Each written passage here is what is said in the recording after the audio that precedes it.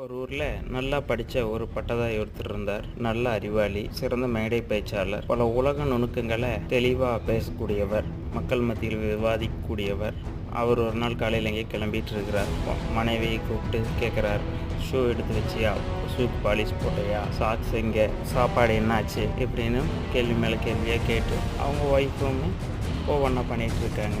எல்லாம் முடிஞ்சு ஒரு வழியாக கிளம்பி போயிட்டார். இதெல்லாம் கவனிச்சிட்டு இருந்த பக்கத்து வீட்டு அம்மா இந்த அம்மா கிட்ட கேட்குறாங்க, என்ன காலையிலேருந்து ஒரே சத்தமாக இருக்குது, எங்கே இவ்வளோ வேகமாக கிளம்பிட்டு இருக்கிறார் அப்படின்னு சொல்லி கேட்குறாங்க. அதுக்கு அந்த அம்மா சொல்கிறாங்க, ஒன்றும் இல்லை, இன்றைக்கி மகளிர் தினம் இல்லையா, அதனால பெண் சுதந்திரம் விடுதலை பற்றி பேச போயிட்டுருக்கா அப்படிங்கிறாங்க. இப்படி தான் நம்ம ஊரில் பல பேர் பெண் சுதந்திரம் பெண் விடுதலைன்னு மேடையில் பலவாறு பேசினாரு. வீட்டில் வந்து பார்த்திங்கன்னா சில குறிப்பிட்ட வேலையை பெண்கள் தான் செஞ்சாங்கிற மனோபாவத்தோடு தான் இருக்கிறாங்க. இதுதான் வேடிக்கை. இன்றைக்கி மார்ச் 8 உலக மகளிர் தினம்.